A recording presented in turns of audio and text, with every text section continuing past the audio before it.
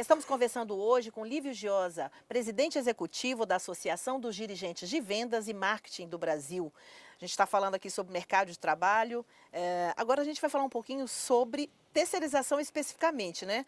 Inclusive você é um estudioso profundo do tema, né, Lívio? Aham. Tem aqui um livro, que já é a 10ª edição do livro, né? Bom, terceirização, a gente falou aqui no primeiro bloco, Lívio, sofreu agora uma mudança profunda, considerável e importante aqui no país, como você deixou bem claro, primeiro país que tem uma lei que regulamenta o setor no mundo, né? Mas nem sempre foi assim, né? Então, quer dizer, para chegar nesse processo que o setor chegou agora em 2017, foram muitos anos aí de debate, de luta, de intrigas jurídicas e tudo mais. Eu queria que você falasse um pouco sobre qual é a sua abordagem aqui no livro, né? E a gente pode aqui mostrar aqui, inclusive, para quem está nos assistindo. E se é uma edição atualizada, você provavelmente contemplou aqui alguma coisa bem mais atualizada, né? Ok. Na verdade, a discussão sobre terceirização é uma discussão antiga no mundo e no Brasil. Ao longo dos anos, talvez o melhor exemplo são os serviços contábeis, né? Muitas empresas, há muitos e muitos anos atrás, contratavam serviços contábeis. No entanto, a terceirização ela é considerada um processo de gestão, uma ferramenta de gestão, porque ela impulsiona as empresas à luz dos conceitos da terceirização.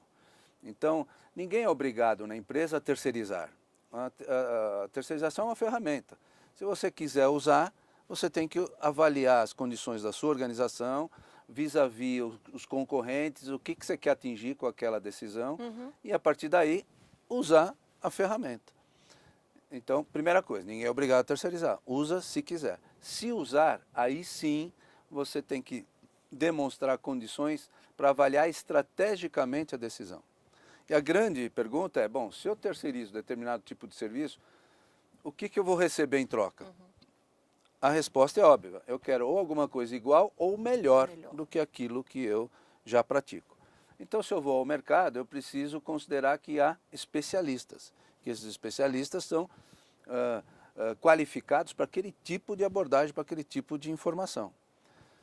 Quando se considera a questão da terceirização, ela está baseada em 4 pilares de entregas, que é qualidade, preço, prazo e inovação tecnológica.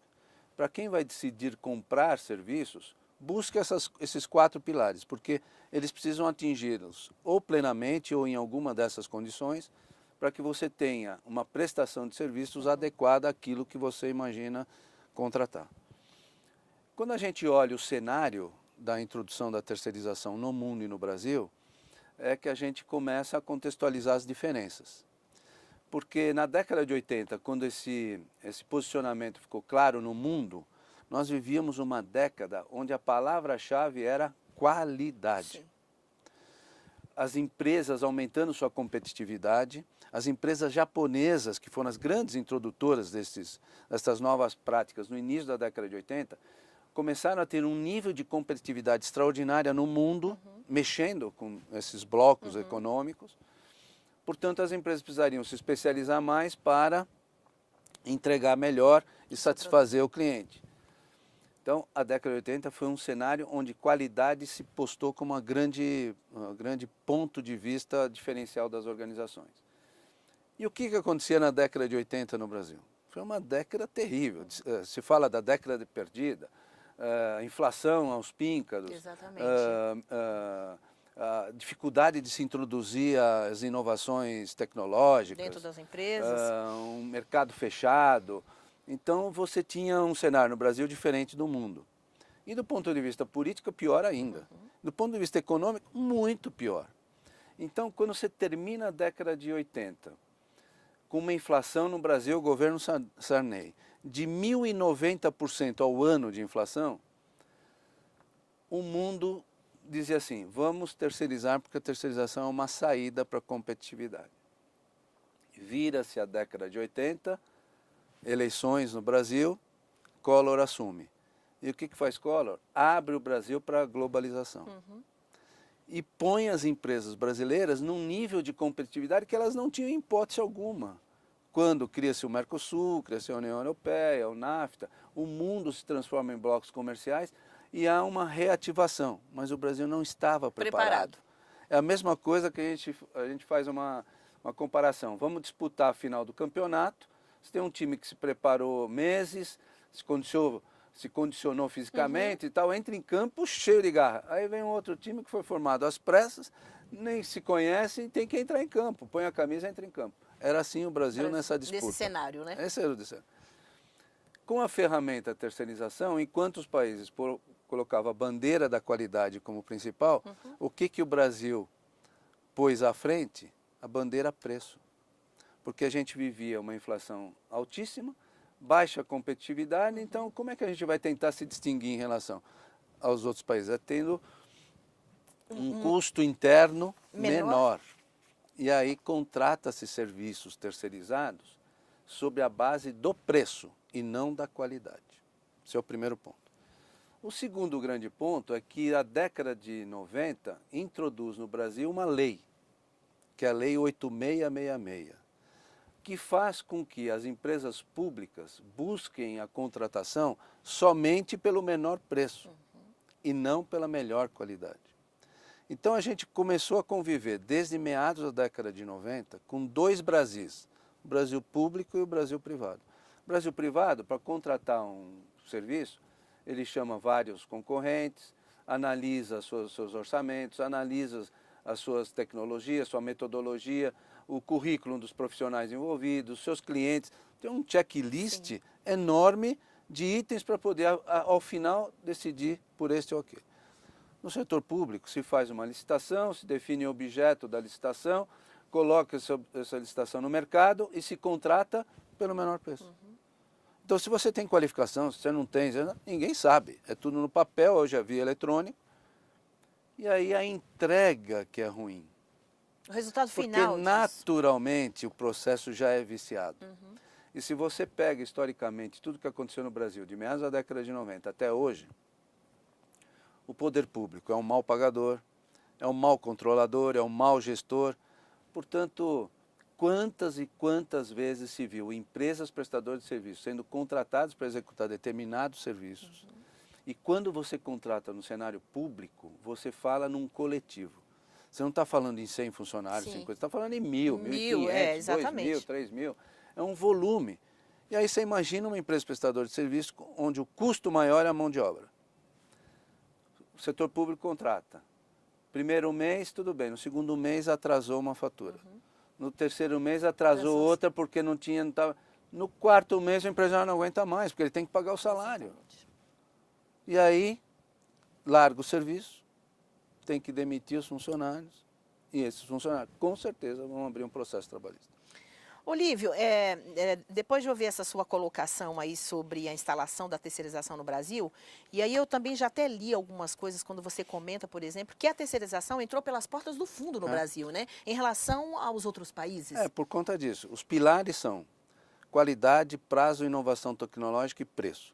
No Brasil, a qualidade foi deixada mais de lado, os prazos, entregas são importantes, a inovação tecnológica nem tanto, porque o Brasil nem convivia muito com isso. Então, no fim, prazo passou a ser o ponto, o preço passou a ser o ponto mais evidenciado nas contratações. Né? Você acredita na mudança desse... Parece até cultural já quase, né, essa questão da terceirização sendo vista de uma forma tão negativa. Você acredita na reversão dessa visão? Sim. Os tempos mudaram, né? Então nós temos um ciclo muito mais positivo, as empresas se prepararam mais, as empresas estão mais qualificadas, as exigências do mercado inspiraram, porque quando você aumenta a competitividade, a empresa tem que melhorar sua entrega.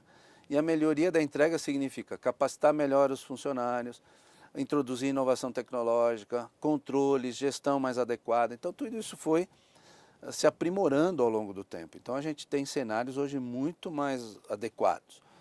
A terceirização entrou num ciclo de especialização. Então hoje se que deveria contrata... ter sido lá desde o passado, né? Então você contrata hoje serviços muito mais especializados e quanto mais especializado, mais a qualidade. Não tem jeito. E a nova lei... Ela vem trazer isso. Ela traz essa reflexão, dá a segurança jurídica necessária, abre muito mais de se contratar serviços, porque nós vivíamos à base de um enunciado, que era um enunciado 331. Exatamente. E ele só permitia a contratação de ditas atividades meio. Com a nova legislação, você amplia absolutamente o cenário, você pode contratar o que for necessário, e isso é uma grande decisão, porque se eu sou empresário, eu contrato e tenho relações com quem eu quiser, ninguém tem que estabelecer norma, é uma relação comercial. Eu contrato isso, posso não contratar aquilo, é uma decisão minha, eu sou o dono da empresa, o gestor. Então, o Brasil, as leis interrompiam esse cenário.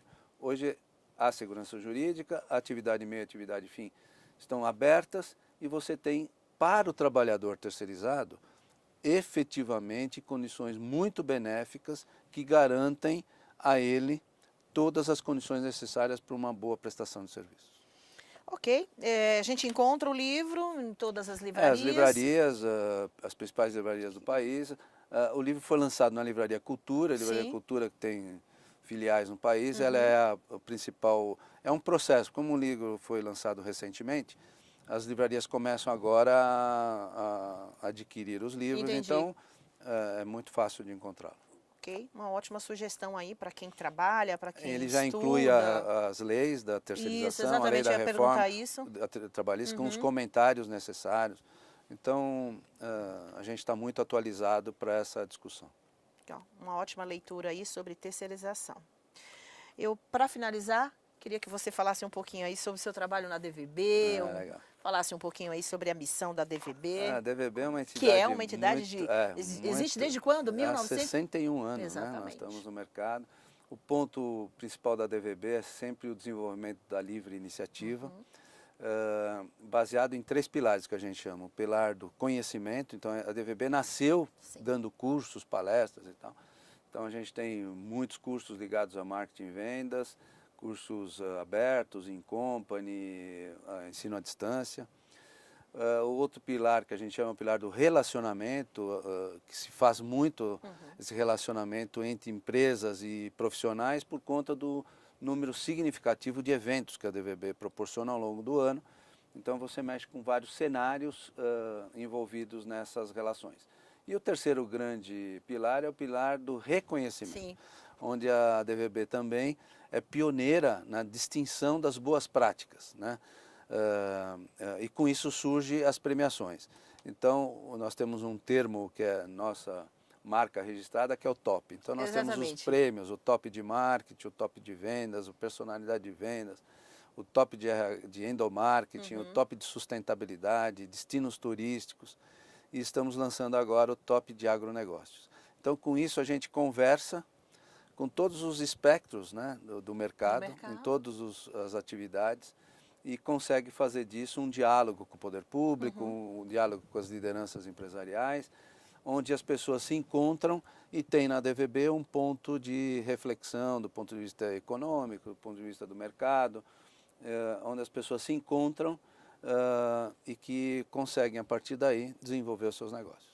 E não há dúvida da eficiência da entidade, até pelos anos de existência, né, Lívio? É verdade. Gente, olha, a gente vai encerrar. Lívio, muito obrigada pela sua participação aqui com a gente. Eu achei que foi, assim, muito proveitoso para nós aqui no estúdio, para quem está assistindo.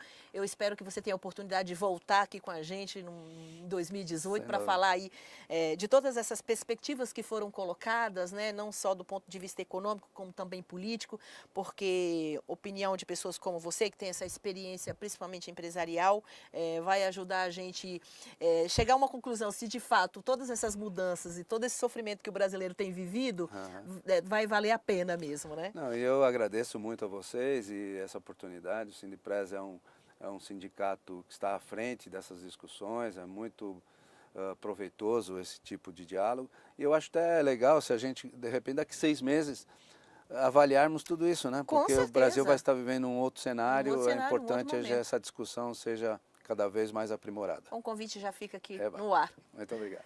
A todos que nos assistiram, um grande abraço e até o próximo programa.